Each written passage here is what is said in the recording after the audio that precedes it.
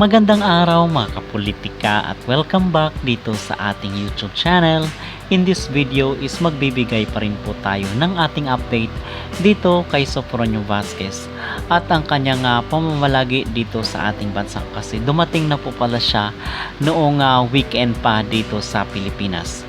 So magbibigay tayo ng update ang mga ganap ni Sofronio Vazquez ngayong araw. Pero bago ang lahat ay huwag kalimutang mag-like at mag-subscribe na rin kayo para updated kayo sa ating mga latest issue. At ngayong araw po ay andito po pumunta sa ABS-CBN sa Star Music itong si Sofronio Vazquez. So mga kapolitika ay natapos na nga po ang kailang rehearsal para dito sa gaganaping concert together with Ogie Alcacid dito sa Resorts World. Bukas na po yan, February 13. At meron rin po palang nagtanong doon sa ating naunang video kung sumama ba yung road manager ni Sofronio Vazquez na si Bailey. Well, base sa ating mga nakalap na impormasyon is wala pong kasama itong si Sofronio Vazquez na manager pagbalik dito sa Pilipinas ngayong linggo. So mag-isa lang itong si Sofronio Vazquez. And ngayon naman dito sa mundo ng social media, nasabi ko doon sa ating mga naunang talakayan na merong issue dito kay Sofronio Vazquez but ayaw nating makisawsaw doon sa issue na pinapakalat dito sa social media.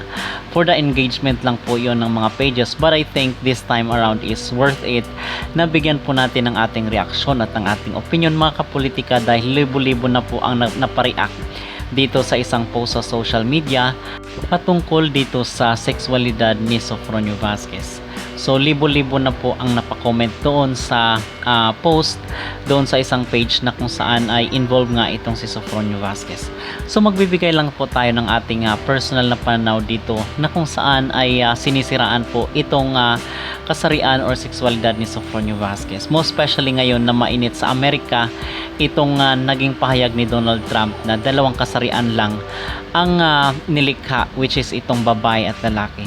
Well, despite dito sa mga paninira kay Sofronio Vazquez is hindi po tayo natitinag dito sa kanilang mga issue sa mundo ng internet kasi tayo naman ay naniniwala dito kay Sofronio Vazquez. Siguro ay galangin na lang po natin ang pribadong buhay ni Sofronio Vazquez.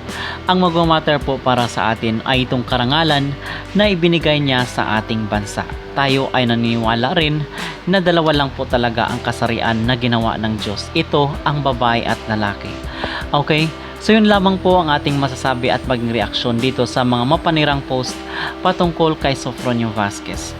And mga kapolitika, magbibigay rin po pala tayo ng komentary dito sa para sa magiging future ni Sofronio Vazquez. Tayo ay magbibigay lang po ng opinion. Hindi naman natin sinasabi na ito ang gagawin ni Sofronio Vazquez. Ito lang po ay ating suggestion kasi ngayon ay hindi naman natin siya nakikita na nag-appear or nakikita doon sa mga show sa NBC or dito sa kumpanya na kung saan ay pumirma ng kontrata itong si Sofronio.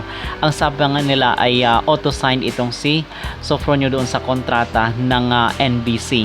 So habang naghihintay itong si Sofronio Vazquez ng mga activities niya or ng mga concert doon sa Amerika at habang wala po siyang show, siguro ay mas mainam na dito muna siya sa Pilipinas kasi pwede naman siyang mag-guest sa It's Showtime, pwede rin siya sa ASAP at sa iba't ibang show mga kapolitika. Kasi para sa akin kung sayang kasi ang panahon, ang sabi nga ni Sofronio Vazquez ay kung meron man siyang regret sa kanyang buhay, ito ay medyo latter part na ng kanyang buhay niya nagamit itong kanyang talento sa pag-awit. So nasa 32 years old na itong si Sofronio Vazquez. Kung ikukumpara mo doon sa mga veteranong singer or yung mga singer na kung saan ay sumikat sila during sa kabataan nila. Okay, so itong si Sofronio Vazquez ay nasa 32 years old bago niya talaga nakamtan ang kanyang pangarap. So meanwhile, habang wala pa siyang show doon sa Amerika, which is I think hindi naman siya talaga binibigyan pa ng NBC, ay siguro maganda mga kapolitika na dito muna siya mamalagi sa Pilipinas habang hinihintay niya yung mga schedule ng kanilang mga concert. So pwede rin po siyang gumawa ng recording album dito sa Pilipinas na kung saan ay sigurado tayo na susuportahan talaga ng mga Pinoy na nakakilala dito kay Sofronio Vazquez.